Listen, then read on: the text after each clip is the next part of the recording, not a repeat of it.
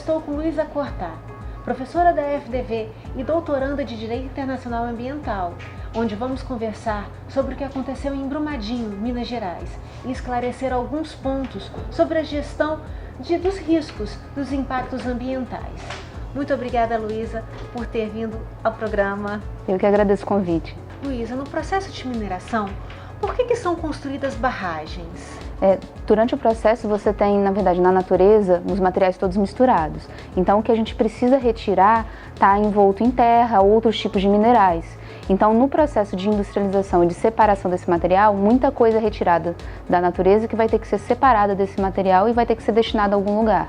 Esses são os rejeitos? Isso, os rejeitos tecnicamente são aqueles que você não tem utilidade industrial ou econômica. Então ele precisa de uma destinação final. Aqui no Brasil, a tecnologia de beneficiamento de minérios ferrosos é de forma úmida. E o que é isso? Quando você leva o rejeito de forma úmida é porque você está levando para o que a gente chama de corpo d'água. Não é necessariamente dentro do rio, porque às vezes é essa impressão que a gente tem, principalmente com essas tragédias recentes, mas normalmente corpos d'água que estão próximos a esses rios e que vão servir exclusivamente para a destinação daquele material. Tem a ver também com a textura de lama que esses rejeitos têm? Ele, na verdade, adquire essa textura por estar no meio aquoso, né? Então é um terreno que ele não é seguro? Há formas de se fazer com segurança. Uhum. É claro que quando você fala de construções, de questões técnicas, sempre há algum risco. E daí que tem se falado muito das diferentes técnicas que existem. Tá, que são os beneficiamentos, né? Essas técnicas são os beneficiamentos. Beneficiamento sim, mas principalmente a técnica de disposição dos rejeitos. Para onde vão esses rejeitos que não vão ter utilidade, onde a gente vai estocar e de que forma. E qual é o tipo de disposição do rejeito? O que tem se falado muito agora é a disposição a seco. É quando você não mistura esse rejeito num corpo d'água. Ele tende a ser mais estável justamente porque você não tem a água ali infiltrando nesse material. Mesmo o tipo úmido, você tem mais de um tipo. Tem se falado muito no amontante, que é o que existia em Brumadinho. O amontante é uma forma que você vai construindo em cima do próprio rejeito. Então você vai construindo a barragem à medida que a quantidade de rejeitos vai aumentando. Há uma outra forma que você constrói ao contrário. Então a base daquela barragem normalmente é mais estável e mais sólida. Então podemos dizer que se em Brumadinho fosse sido feita a construção de outra forma, de repente não teria acontecido isso? Talvez, é sempre difícil da gente tratar, né, no CIS, mas talvez. Ou até mesmo a fiscalização, a forma como se acompanha, técnicas de evacuação do local, porque você tem os impactos ambientais, que não teriam sido evitados pela evacuação, mas você poderia ter minimizado os danos às vidas. Essas barragens são da década de 70, não é isso? Uhum. E naquela época não se vislumbrava que poderia acontecer um acidente do montante que aconteceu hoje. E o que a gente pode fazer? O que as autoridades, os órgãos fiscalizadores podem fazer para prever que nos próximos 50 anos não aconteçam novas tragédias? Infelizmente, uma das coisas mais tristes com o direito ambiental é que a gente não tem essa visão de futuro. Fala-se muito do que a gente precisa para explorar economicamente, fala-se muito na geração de empregos e se esquece que aqueles impactos uma hora vão ser sentidos. E muitas vezes as pessoas olham só como aquelas pessoas chatas do meio ambiente, que estão preocupadas com os animaizinhos, e isso é um preconceito que já passou da hora da gente superar. Aliás, a década de 70 foi uma década importante para o meio ambiente, foi quando o mundo começou a falar em meio ambiente. E se a gente já lá atrás tivesse essa visão de que as coisas estão integradas, talvez hoje a gente não estivesse vendo tantos problemas como a gente tem. E parece que ainda assim a gente não aprendeu. Tem vários problemas ambientais que são urgentes, que a gente sabe que vão trazer muitos problemas no futuro e a gente não está fazendo nada para combatê-los.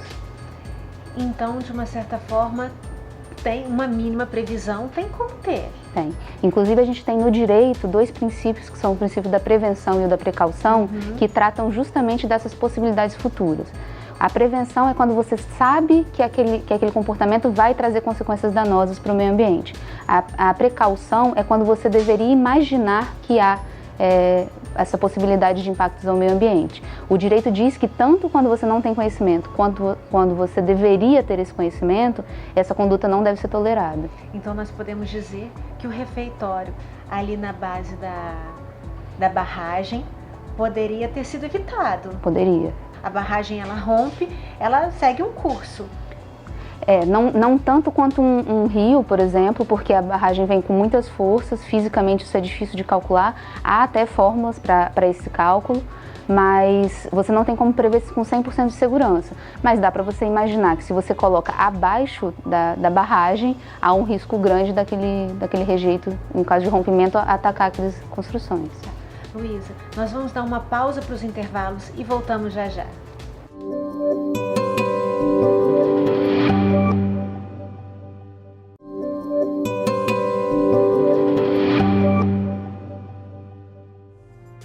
Estamos de volta.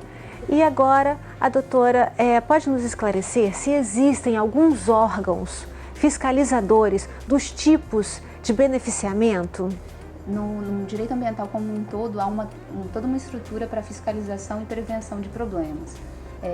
A questão é que a gente tem alguns problemas que não são só da mineração, mas são da proteção ambiental como um todo, principalmente a falta de pessoal para essa fiscalização e às vezes uma demora nos processos até decorrente dessa falta de pessoal. Falta de pessoal especialista que você está falando? Também especialista, mas até dentro dos próprios órgãos públicos, as pessoas que seriam responsáveis por dar andamento àqueles processos, por fazer o licenciamento ambiental, principalmente por fazer a fiscalização in loco para verificar o que está acontecendo nessas barragens. E existem regras específicas para o beneficiamento? Existem. O licenciamento ambiental é um processo muito complexo e normalmente você leva em consideração o tipo de indústria, o tipo de serviço, o tipo de atividade que está sendo desenvolvida no local e também as peculiaridades daquela atividade. Então, quando você vai dar entrada num processo ou quando você vai dar seguimento àquele processo, você precisa levar em consideração as especificidades daquela área, as especificidades daquela comunidade e as especificidades daquela empresa. E tudo isso deve ser considerado para a imposição de medidas específicas. E existem muitas barragens aqui no Brasil? Muitas. Quais são os estados em que possuem mais barragens ou que possuem realmente barragens? Minas Gerais, claro, sim. Né, a gente tem visto. O Rio de Janeiro também está agora aparecendo, porque tem muitas barragens que inclusive foram identificadas como barragens de risco de rompimento. Era isso que eu ia perguntar também. E aí a gente tem até a possibilidade de impactos que a gente nem imagina, porque a gente tem visto os impactos ambientais sobre os animais, sobre a flora, a gente tem visto o impacto sobre as vidas humanas, e um impacto que foi falado muito na tragédia de 3 anos atrás e agora ainda não está se falando tanto, é sobre o acesso à água. O Brasil já tem um problema de acesso à água, apesar da nossa fartura hídrica, em determinadas regiões, principalmente as regiões mais populosas, que é onde também se concentraram historicamente as pessoas, a gente tem uma falta, a gente sente, né, todo período de seca, a gente sente essa falta de água, e um acidente como esse acaba levando também a prejudicar o abastecimento do local. E normalmente essas barragens têm uma vila por perto, porque as empresas trabalham ali pertinho da barragem. Essas vilas, a maioria das vilas que estão próximas a essas barragens, elas estão correndo risco? O que tem se mostrado agora é que há muitas vilas nessa situação de risco. Aliás, desde a época lá do Brasil Colônia, né, quando a gente começou a mineração no Brasil, a gente vê que as pessoas vão se concentrando ali justamente por causa da atividade econômica. Então, de fato, onde você tiver mineração, você vai ter vilas, você vai ter pessoas, você vai ter concentrações urbanas. E, inclusive, por isso é que a gente precisa se preocupar com a evacuação desses locais. Porque, é claro, a prevenção é sempre mais importante, a gente precisa focar muito nisso para evitar que novas tragédias aconteçam, só que também ter planos para gerenciar, em caso de haver esses acidentes, essas tragédias, a gente também tem que olhar para isso. Então, uma sirene de evacuação, treinar a população, o que eles devem fazer nessas situações de emergência. E os impactos jurídicos que recaem sobre essa evacuação? O próprio funcionário ou o morador dessa cidade, perto da barragem, tem a tua casa própria que vai ser ali jogada por água abaixo, literalmente por água abaixo. Ela tem um direito a uma indenização, mas tem todo um sofrimento que é imensurável. Então, quer dizer, tem desdobramentos ali que são inimagináveis, né? Justamente a tragédia de Mariana mostrou pra gente coisas que a gente não imaginaria que aconteceria. É claro que a gente sabe que essas vidas nunca mais vão ser as mesmas, as pessoas perderam entes queridos, amigos, os bens materiais ainda não foram recompostos. Principalmente por causa dessa demora, essas pessoas começam a sofrer preconceito por outras pessoas, porque elas tiveram que ser movidas da vila original delas para as cidades próximas, porque a vila foi destruída. E aí essas pessoas são vistas como prejudiciais àquela nova cidade onde elas foram alocadas. Tem muito local que o desemprego aumentou muito, porque quando você tem mais gente, essas pessoas tinham ocupação naquela vila original, e aí você leva o desemprego para lá. Então as pessoas que já estavam naquela cidade não afetada ou menos afetada, começam a ver esses afetados como pessoas que estão trazendo um dano muito grande àquele local. Desencadeiam também prejuízos psicológicos para as pessoas. Financeiros, psicológicos, sociais. De toda a natureza e às vezes coisas que a gente não consegue nem mensurar. Eu ouvi um relato de uma senhora que foi afetada em Mariana, e ela falando, olha, eu moro com minha mãe é uma senhora de idade e ela precisa caminhar, então ela tinha todo aquele hábito de caminhar no quintal, ela andava pela rua, ela conhecia todo mundo naquela vila. Agora eu estou numa nova cidade, a minha mãe não tem condições de sair sozinha. Ela está se readaptando. Não consegue se readaptar. Não consegue se readaptar. Não consegue. Então, eu estou contando um caso pequeno, coisas que às vezes a gente não para pensar, porque a gente vê a magnitude desses impactos, mas o dia a dia da pessoa, né? Você tira dela tudo que ela conhecia. As notícias são de que a barragem de Brumadinho estava desativada desde 2015. Tem algumas consequências que geram ter uma barragem desativada? Eu diria que principalmente de alerta, né? Porque às vezes as pessoas têm a ideia de que se você desativou, se aquela barragem não está mais recebendo rejeitos, você não precisa mais ter tanta preocupação com ela. Essa tragédia está mostrando pra gente que isso não é verdade. Então, ainda que a gente tenha o cuidado de, daqui para frente, desativar todas as barragens que a gente tem dessa natureza, a gente está vendo que a gente ainda tem um problema sério nas mãos para lidar. Porque aqueles rejeitos vão continuar naquele local, continuam empilhados, continuam com todos esses riscos que a gente está conhecendo. Luísa, nós vamos continuar ainda, mas agora vamos fazer uma paradinha e daqui a pouco nós voltamos.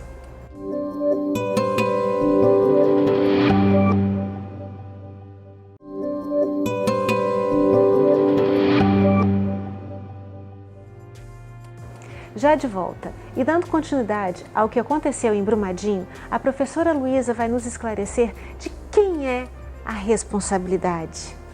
Quando a gente fala de responsabilidade no direito, a gente está falando de muitas coisas ao mesmo tempo. Exatamente. Para começar, tem diferentes tipos de responsabilidade, como, por exemplo, a ambiental, a trabalhista e a criminal.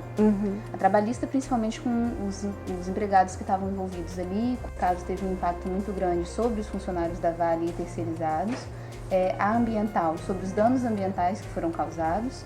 E a criminal sobre tudo isso. Sempre que há um dano que fere aquilo que é protegido pela nossa legislação ambiental, a gente fala também em responsabilidade criminal.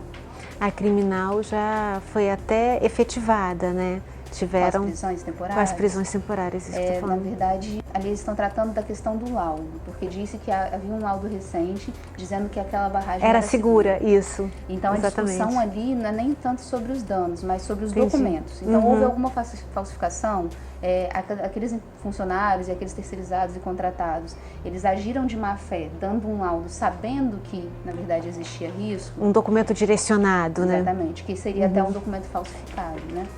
Sim. Mas é só um pedacinho da responsabilidade criminal ali. Falar das mortes, né? Tudo isso a gente também pode falar em questões criminais. E responsabilidade das pessoas físicas e jurídicas, onde é que entra? Exatamente, porque esse exemplo que você deu dessas prisões dos engenheiros, que aliás foram já soltos por habeas corpus, né? São sobre as pessoas físicas. Então a nossa legislação, inclusive a legislação ambiental, prevê que as pessoas físicas envolvidas naqueles atos que levaram a um dano ambiental podem ser presas ou podem ser punidas. Mesmo quando elas estão respondendo em nome de uma empresa? Mesmo quando elas estão respondendo em nome de uma empresa. Porque aí a empresa responde juridicamente e a pessoa física também responde. Exatamente, isso que eu ia frisar, porque a responsabilidade de uma não afeta a responsabilidade da outra. Então você pode punir a empresa pelo dano ambiental, pelo dano social, e você pode punir também as pessoas envolvidas, e uma responsabilidade não se comunica com a outra. Da mesma forma com aqueles 3 tipos de responsabilidade. Eu posso entender que houve uma responsabilidade ambiental, uma responsabilidade trabalhista, mas não uma criminal, por exemplo. São 3 esferas separadas. E dentro da responsabilidade criminal, quais são os tipos de sanção? Bom, para as pessoas físicas, a mais conhecida é a que a gente chama de privativa de liberdade, que é a da prisão. Mas existem várias outras formas de se punir. você pode aplicar multas para essas pessoas, você pode privá-las de direitos, e inclusive para as empresas também. Porque muitas vezes a gente pensa assim, poxa, mas como é que a gente vai tratar de responsabilidade criminal de uma empresa? Eu não tenho como pegar a empresa e colocar num presídio. Sim. Mas você pode punir de outras formas. Limita a atividade, ela passa a não poder participar de licitação. Você pode até impedir a atividade por um determinado período. Você pode determinar que preste serviço à comunidade como uma forma de compensação. Entendi. Você pode impedir, como o exemplo que você deu, que participe de licitações ou que contrate com o poder público por qualquer outro meio. E normalmente a gente acaba vendo só as multas sendo aplicadas, né? Mas há muitas outras formas de se punir, tanto pessoas jurídicas quanto pessoas físicas. Luísa, em sua opinião, o que pode ser feito para evitar que novas tragédias aconteçam nas barragens existentes? A gente deve exigir mais das empresas e do governo, principalmente, né? É claro que a sociedade está sempre envolvida, a sociedade civil organizada pode pressionar, mas falta fiscalização, falta um processo de licenciamento mais ágil e falta das empresas... Fiscalização de documentos também, né? Também, de tudo, tudo. E também das empresas que tenham mais responsabilidade na hora das suas ações econômicas. Não é porque você quer o lucro que você precisa necessariamente causar impactos sociais e ambientais. Os impactos vão existir, mas eles não precisam ser tão danosos nem tão frequentes. Luísa, muito obrigada. Apesar do assunto muito delicado, foi extremamente importante. O nosso telespectador ficou mais atento, ficou mais antenado com o que está acontecendo. Muito obrigada. Eu que agradeço pelo convite e pela oportunidade de tratar de um assunto tão importante. Ficamos por aqui. E se você tiver alguma dúvida ou alguma dica, procure as nossas redes sociais. No Instagram, TV Direito na Prática, Facebook, Direito na Prática e agora também no YouTube, Direito na Prática com Patrícia Botti. Muito obrigada e até o nosso próximo encontro.